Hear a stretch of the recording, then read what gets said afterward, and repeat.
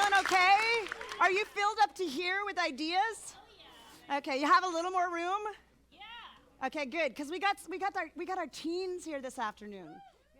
8 years ago, I founded a group intended to support families in the Bay Area who are independently educating their kids outside of school.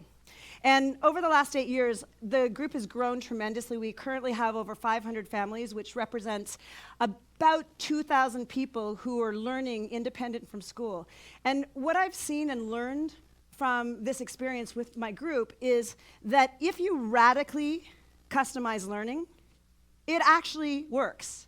You can do it, and the result is often empowered learners who are really strongly self-directed and generally pretty passionate about learning. So when I hear, as much as I love that, then I hear the schools who spoke this morning, and I think, oh my God, there's a part of me that's kind of envious. I'm envious of some of the resources they have access to. And in particular, some of those resources are continuous communities, ongoing communities that they have, relationships. Another one is space, access to space where people can meet together. And the third one is learning structures. So as much as I love what I see in our independent learning community, there's part of me that envies that aspect that the larger organizations have.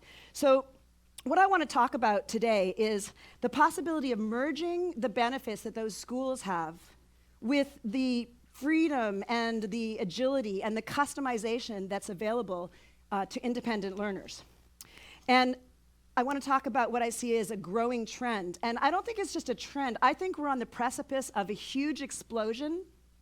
It's almost like it's palpable. I can feel it coming. And that is a growth in the ability and the availability of micro schools and independent learning centers. Now, micro school, as I'm using the term today, is a place where a small group of people gather together to learn and to create in a highly customizable way. So is that possible? Let me draw your attention to another recent trend that's been pretty big in the last few years. Co-working spaces. So co-working spaces have grown out of the need for adults to come together to network and to share resources, when otherwise their options might be working at a 9-to-5 job in a corporation or a company, or being a relatively isolated artist or freelancer or entrepreneur. Hacker spaces have become big, and maker spaces. They're places where people can gather together, they can share equipment and tools, and they can build stuff together. Meetup, General Assembly, someone mentioned it earlier, are places where people can gather together to form community and to learn about something particular, a particular topic area that they'd like to learn about. Now, these are great things, and I believe they've grown out of our micro-entrepreneurial culture and our culture that's excited about independence and customization. But all of these things are primarily targeted at and benefit adults. So my question is, why can't we apply these exact same principles to learning options for teens? Research shows that it's the perfect time. Our youth right now understand and appreciate customization. And in fact, if they're given the choice, they will not stick around somewhere where their individual needs are not being met, where they're not being seen as someone who has specific needs to them. If they have the choice, they will leave. They will go somewhere else. They demand the opportunity to be in a growth experience for themselves. So in general, beyond the independent learning community, do-it-yourself learning is really exploding right now. And I think it's an exciting time for do-it-yourself learning, and people are increasingly becoming aware of the possibility of taking your learning everywhere, learning all the time. But one thing that I see as I watch a lot of kids growing up into the teen years is that young people don't want to learn in isolation any more than adult freelancers want to work alone in their living rooms. So add to that the fact that we live in a time right now where there simply are not enough of the types of schools that we heard speaking this morning. And even if there were, not all independent learners want to hand over their entire freedom to a 9-to-5, Monday to Friday learning situation. So in my mind, independent learning centers and micro schools are a potential, affordable, very agile, and highly customizable solution to this problem. It's a place, they're places where young people can come together to learn and to explore, to think, to create things, to make things, to build, and to just be together. The beautiful thing about the idea of micro schools is there's no limit to how many can exist.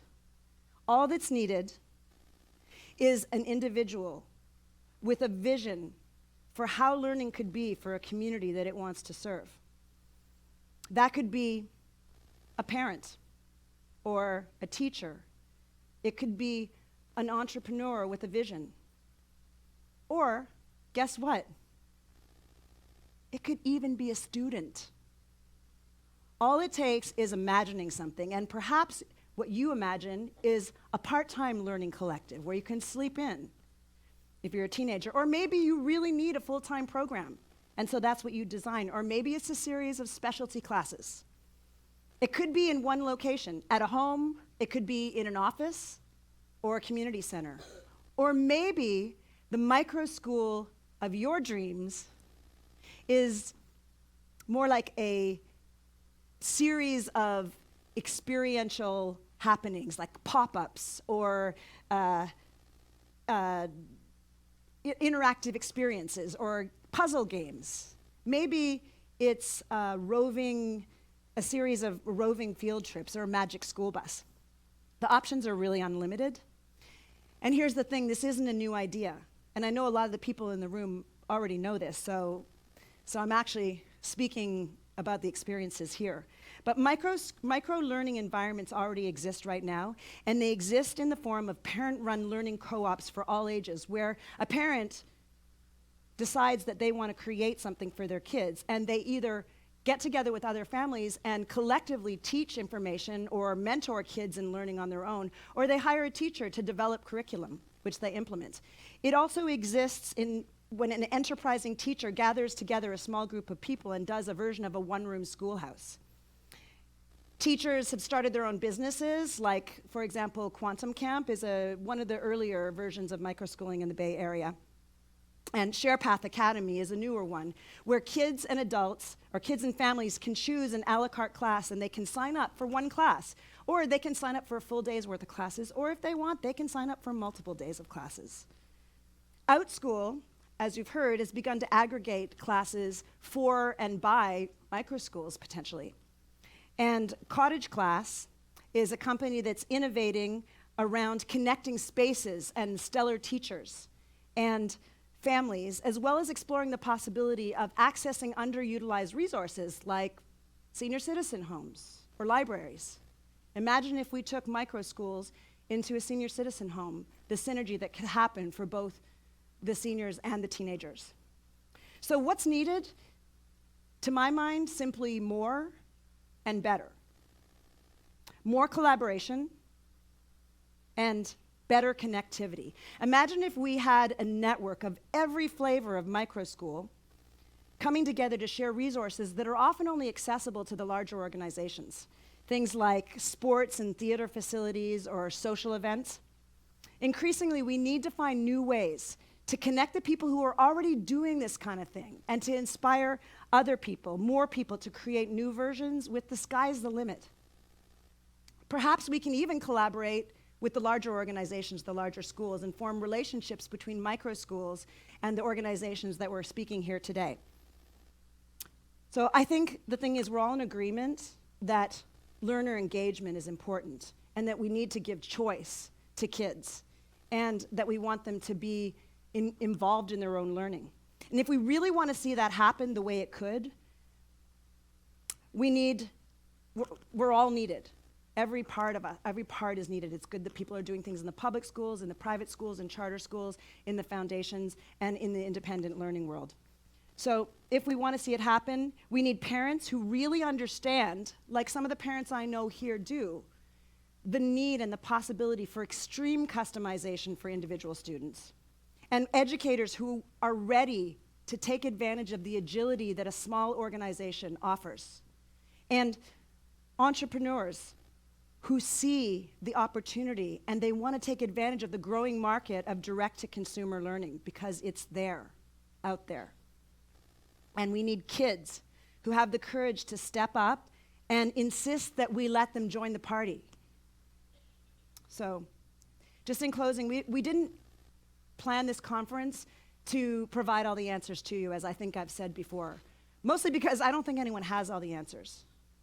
But what we do know is that everyone here is playing a role in solving a piece of this problem.